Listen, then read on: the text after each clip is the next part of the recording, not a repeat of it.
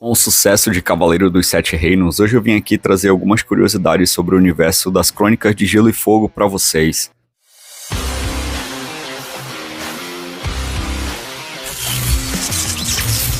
Mas antes, pro início dessa conversa, eu só queria dizer o porquê da gente não ter falado de Cavaleiro dos Sete Reinos até agora. Galera, eu sou muito fã das Crônicas de Gelo e Fogo e do que o George Martin produz.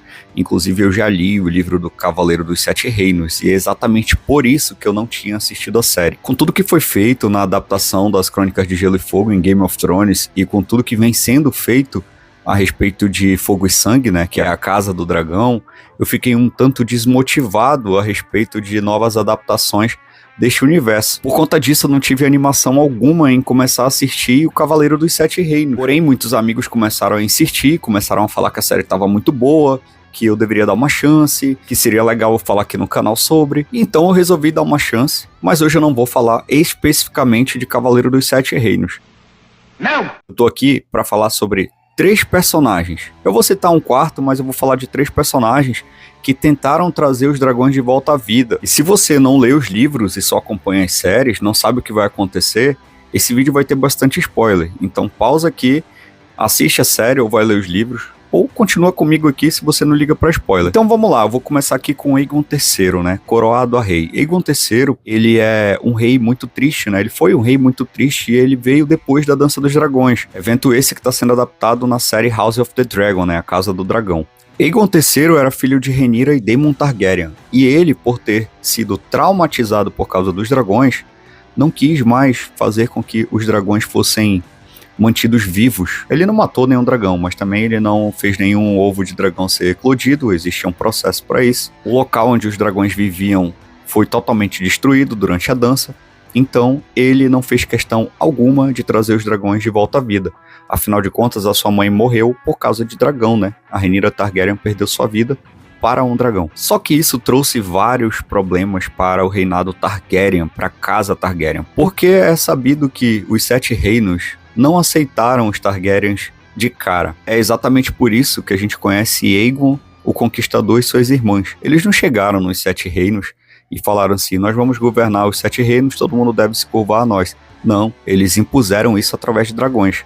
Você que é fã aí dos Targaryen, saiba que foi assim que eles conquistaram os Sete Reinos, não foi no amor, não. Então Aegon III entendia que os dragões eram mais maldições que bênçãos, né? Ele acabou que não quis mais manter dragões vivos aí durante o seu reinado. Baseado nisso que eu falei, a maioria das casas não queria mais os Targaryens no poder. Muitos deles amaldiçoavam os Targaryens e falavam coisas horríveis a seu respeito. Eles não os respeitavam como legítimos reis de Westeros. É aí que entra o verdadeiro tema desse vídeo, né? Os 3 personagens que tentaram trazer os dragões de volta à vida. E eu vou começar com Aerion Chama-Viva Targaryen.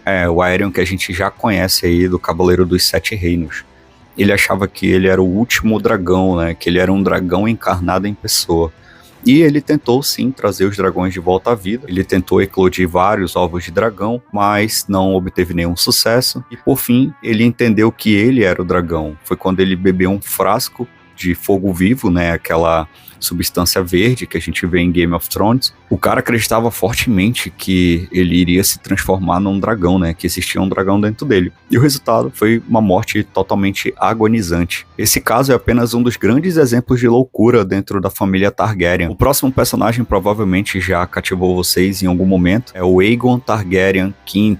Pois é, o nosso querido Egg. Diferente da motivação do seu irmão, o Egg não queria que os dragões voltassem à vida por vaidade. O Egg, quando se tornou rei, ele era um rei muito bondoso e ele queria fazer muito pela população, né? Pelo povo que vivia e que era um povo pobre, né? Que dependia ali de uma boa governança para sobreviver. O Egg queria que os dragões voltassem à vida para forçar os senhores de Westeros a aceitarem as reformas que ele queria para trazer uma vida melhor para o povo comum. E em 259, depois da conquista, o Egg reuniu toda a sua família em Summerhall para comemorar o nascimento do seu bisneto, o Rhaegar Targaryen, o primogênito do rei Aerys, irmão mais velho de Daenerys Targaryen, que a gente já conhece. Juntamente com seus familiares, o Egg reuniu vários ovos de dragão e a ideia dele era fazer com que esses ovos eclodissem. O Egg estava fascinado em estudar a forma de trazer os dragões de volta à vida, então ele reuniu piromantes, reuniu fogo vivo.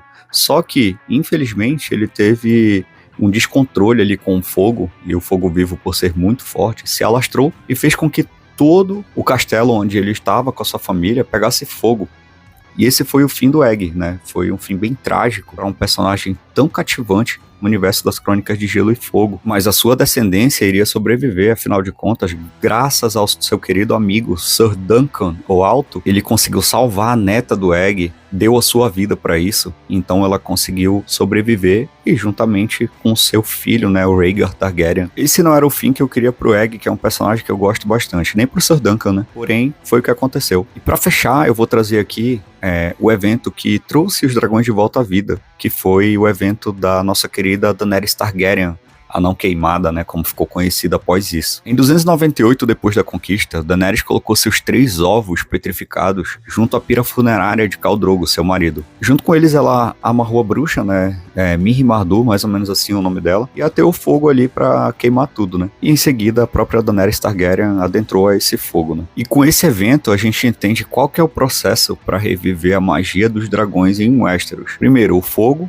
Segundo, o sacrifício. Foram 3 vidas para reviver 3 dragões, o próprio Khal Drogo, a bruxa e o filho natimorto da Daenerys. Por último, a magia. Afinal de contas, esse evento coincidiu com a passagem do Cometa Vermelho, que no universo criado por George Martin é o ápice do retorno da magia para o Westeros. E com isso o milagre aconteceu, Daenerys Targaryen conseguiu sair não queimada desse fogo. Foi um milagre, ela não é de fato não queimada, ela se queima sim. Tem registros nos livros, eu só não vou saber aqui falar para vocês em qual dos livros, eu não lembro agora, né, qual é o capítulo, mas existem registros da Daenerys queimando, mas de fato foi um milagre o que ela conseguiu fazer. Talvez nem tenha sido a intenção dela. E aí fica uma curiosidade para vocês aqui, né? Vocês sabiam que os Targaryens, eles se queimam com fogo, independente se eles são puros, independente se eles são domadores e montadores de dragões?